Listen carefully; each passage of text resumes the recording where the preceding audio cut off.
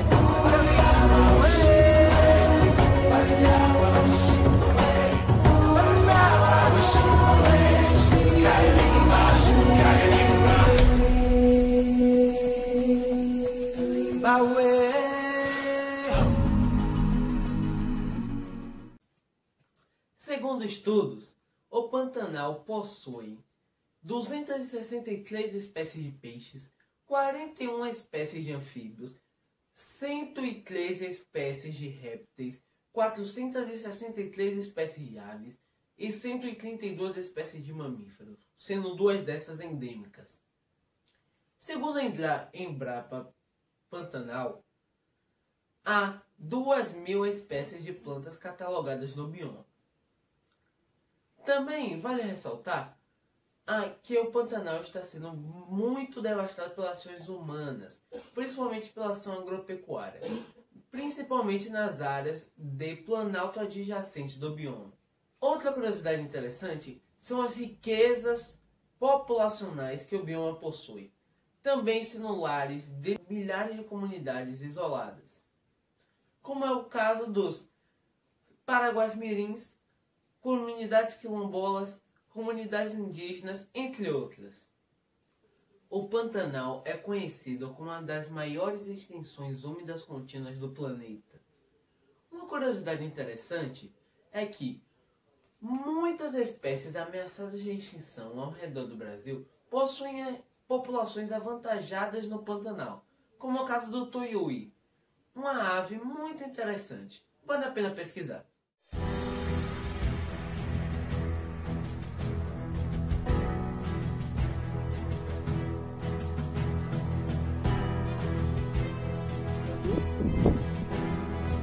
Ó, Luiz, aqui a gente tá em cima da pedra aqui, do mirante do Aquimão.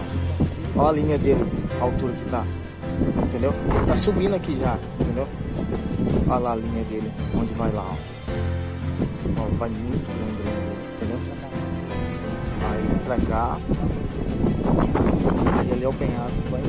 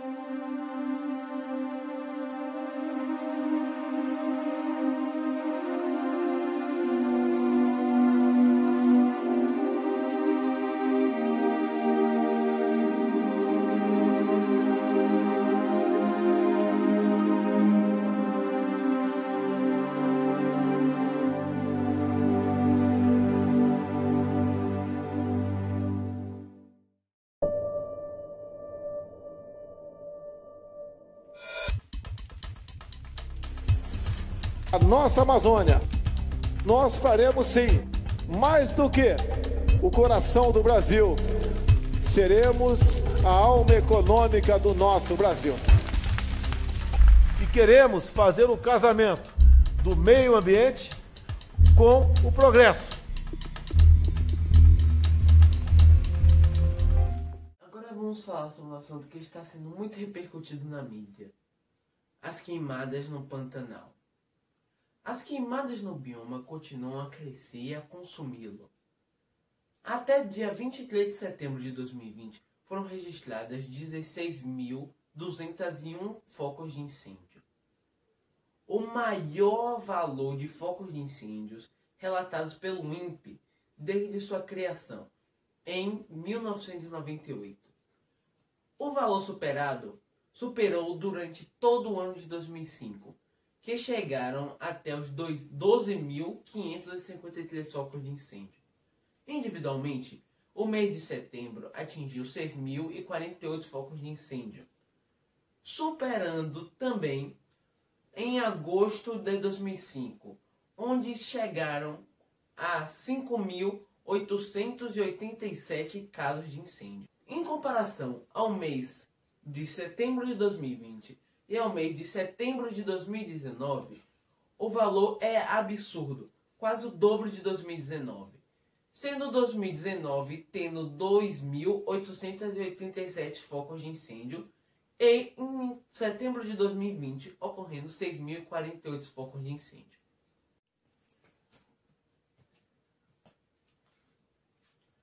Mas o vídeo não acabou por aqui. Ainda temos uma entrevista super especial. A entrevista foi feita por Caio Silva com Ilka Gonçalves, uma veterinária médica voluntária no Pantanal para o resgate de animais em queimadas, participante do grupo do GRAAD Brasil. Vamos entender melhor essa história? Vamos entender quem é Ilka Nascimento e quem é o GRAAD Brasil? Assista a entrevista a seguir. Eu estou aqui com Ilka Gonçalves, que é uma veterinária baiana que está no Pantanal, ajudando a resgatar animais afetados com as queimadas pelo grupo GRAAD Brasil, que é o grupo de resgate de animais em destaque. Possui uma graduação em medicina veterinária pela Universidade do Oeste Paulista e especialização clínica, médica e cirúrgica e pequenos animais pela Universidade Federal Rural do Seminário UFPERJ. Certo? Isso. Vamos lá. Primeiramente, eu gostaria de perguntar o que é o GRAAD Brasil, assim. O GRAAD, ele é um grupo de resgate animal em desastres, né? Ele é uma frente de trabalho do Fórum de Defesa e Proteção Animal. Nós somos um grupo de médicos veterinários, zootecnistas, biólogos, bombeiros civis e voluntários, né? Pessoas que gostam de animais. É totalmente voluntário, a gente não recebe nada para isso.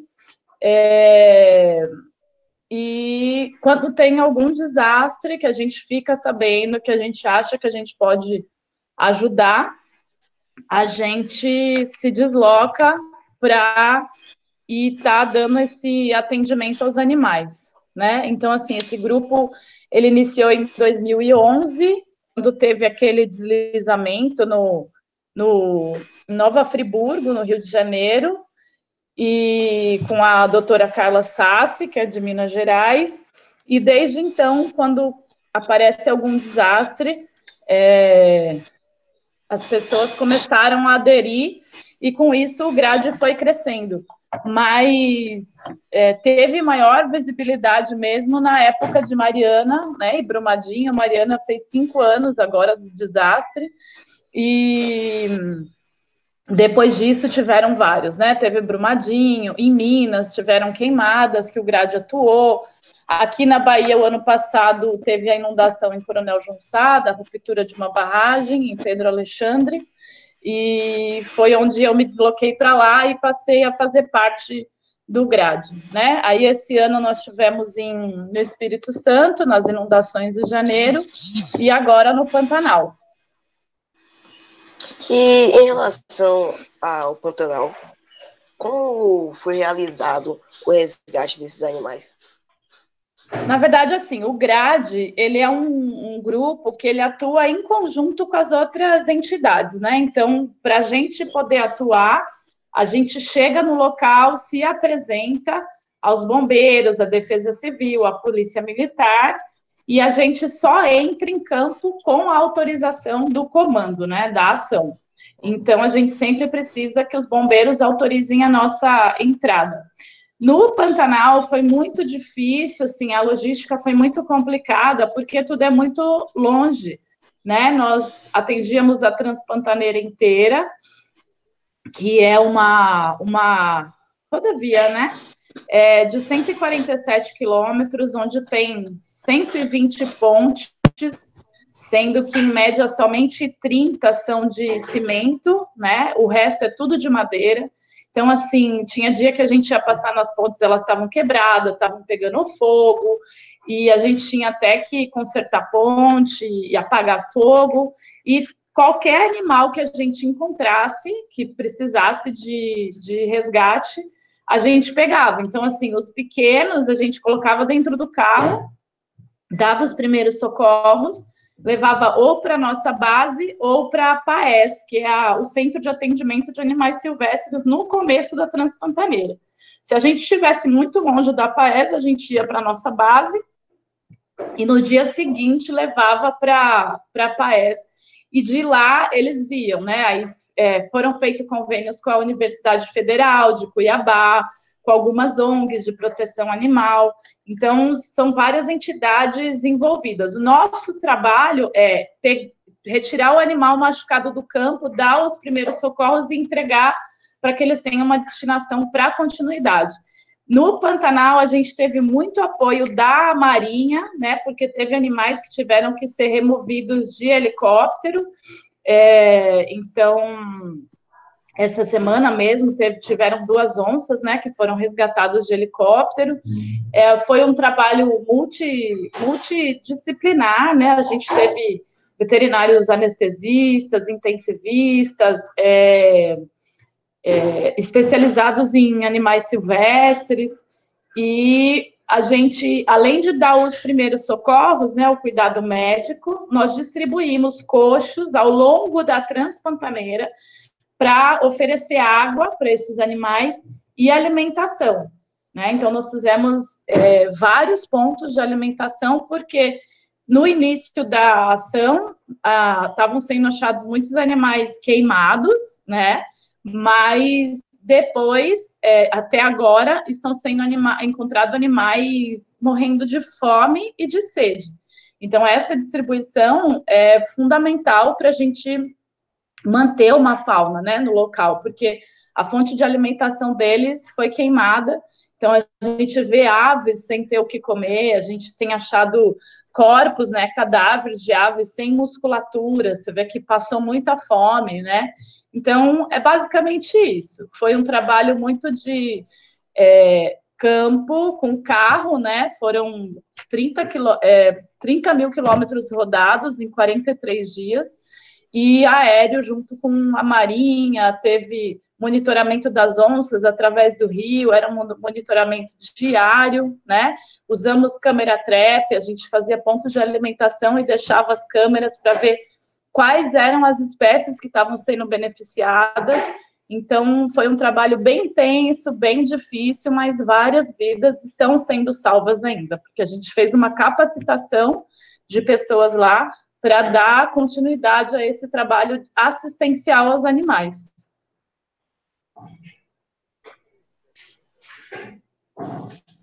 Outra coisa que eu queria saber aqui é quais são os principais animais afetados, assim? Quais são os principais o quê? Animais afetados.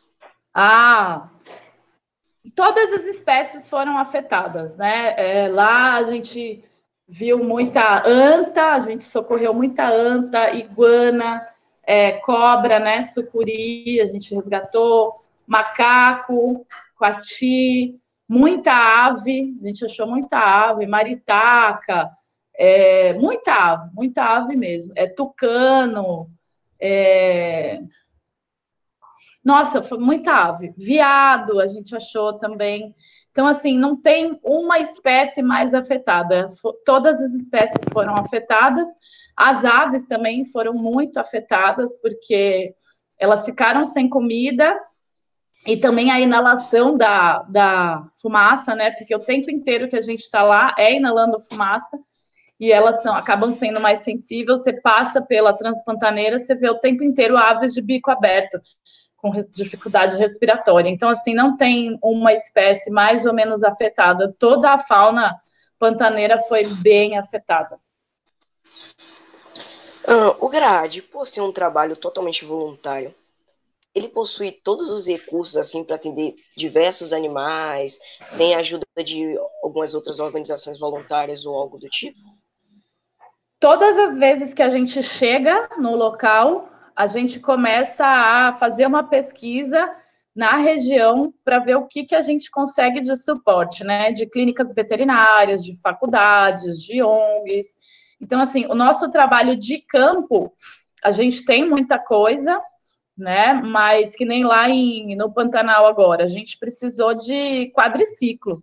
Então, uma pessoa que tinha no Mato Grosso do Sul fez esse empréstimo, arcou com o deslocamento desses meios de transporte, e a gente acaba contando também com muita ajuda de pessoas que se sensibilizam, né? Mas o trabalho principal de campo, a gente tem bastante. Nós somos uma equipe que a gente entra totalmente adequado com EPIs, né? Então, no caso de queimadas, a gente usa bota tática de bombeiro, o tempo inteiro com roupas compridas, capacete, óculos. Então, assim, a gente vai com tudo, né? Porque também a gente entra no campo e a gente não sabe o que a gente vai encontrar. Então, a gente sempre leva lanterna, canivete, enfim. E sempre uma mochila de material de primeiros socorros médicos, né? Para os animais. Mas a gente sempre acaba nos unindo, né? Pessoas se unem a gente, ONGs se unem a gente, faculdades se unem para oferecer o que a gente não tem no momento, né? Então, lá a gente tinha a PAES, que a gente entregava os animais, lá tinha anestesia inalatória, tudo com voluntários, né? Lá tem veterinários do Brasil inteiro hoje atuando, e cada um levou o que podia para poder ajudar a fauna local.